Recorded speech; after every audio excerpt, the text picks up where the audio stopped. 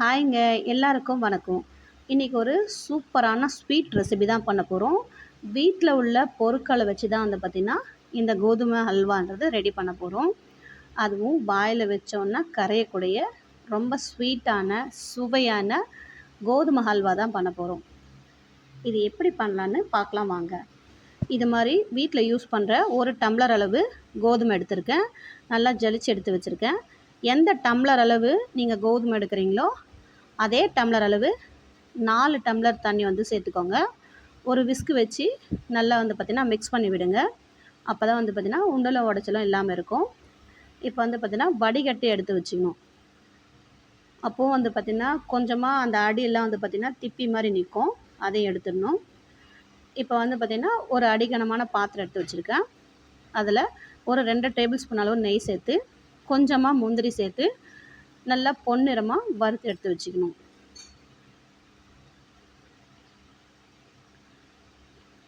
இந்த அளவுக்கு வறுத்து எடுத்து வச்சுட்டா போதும். இப்போ அதே பாத்திரத்தில் வந்து பார்த்திங்கன்னா நம்ம ஏற்கனவே வடிகட்டி எடுத்து வச்ச அந்த கோதுமை வந்து பார்த்திங்கன்னா இதில் சேர்த்துக்கலாம். மீடியம் ஃப்ளேம்லேயே வச்சு வந்து பார்த்திங்கன்னா இந்த தண்ணியை சேர்த்துக்கோங்க. கைவிடாமல் கலரணும். இந்த மாதிரி கைவிடாமல் கலரினா தான் அடி பிடிக்காமல் இருக்கும். இடையில வந்து பார்த்திங்கன்னா நெய் சேர்த்துட்டே இருக்கணுங்க. இப்போ ஒரு 2 டேபிள் ஸ்பூன் அளவு நெய் சேர்த்துருக்கேன். அதையும் சேர்த்து நல்லா வந்து பார்த்திங்கன்னா இந்த மாதிரி மிக்ஸ் பண்ணி விட்டுக்கணும்.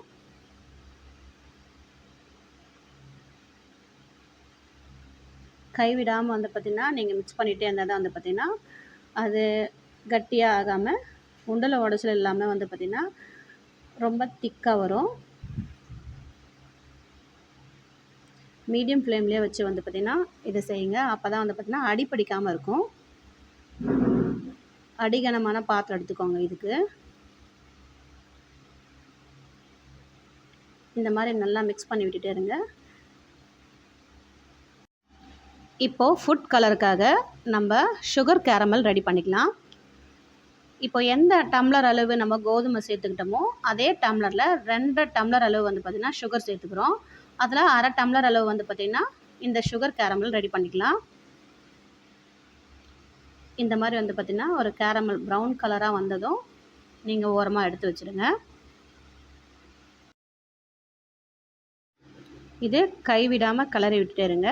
இடையில வந்து பார்த்திங்கன்னா ஒரு டேபிள் ஸ்பூன் அளவு நெய் சேர்த்துக்கோங்க. இன்னும் உங்களுக்கு நெய் தேவைப்படுதுனா கூட நீங்கள் எக்ஸ்ட்ராவே சேர்த்துக்கலாம்.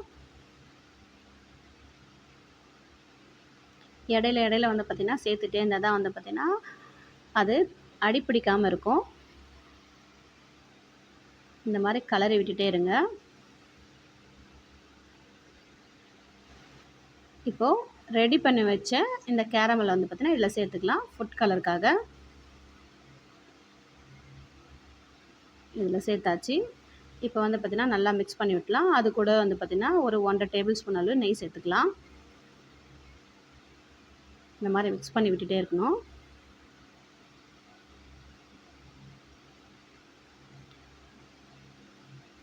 நம்ம எடுத்து வச்ச இந்த முந்திரியும் வந்து பார்த்திங்கன்னா இதில் சேர்த்துக்கலாம்.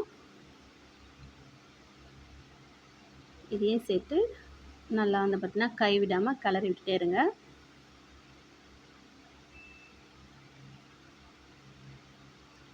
அவ்வளோதாங்க. இப்போ வந்து பார்த்திங்கன்னா தொட்டு பார்த்திங்கன்னா கையில் ஒட்டாமல் இருக்கணும். அப்போ தான் வந்து பார்த்திங்கன்னா கோதுமை அல்வா ரெடி ஆகிடுச்சின்னு அர்த்தம். அவ்வளோதாங்க. சுவையான சூப்பரான கோதுமை அல்வா ரெடி. நீங்களும் ட்ரை பண்ணி பாருங்கள். இந்த வீடியோ உங்களுக்கு பிடிச்சிருந்தால் லைக் பண்ணுங்கள், சப்ஸ்கிரைப் பண்ணுங்கள். தேங்க்யூ ஃபார் வாட்சிங்.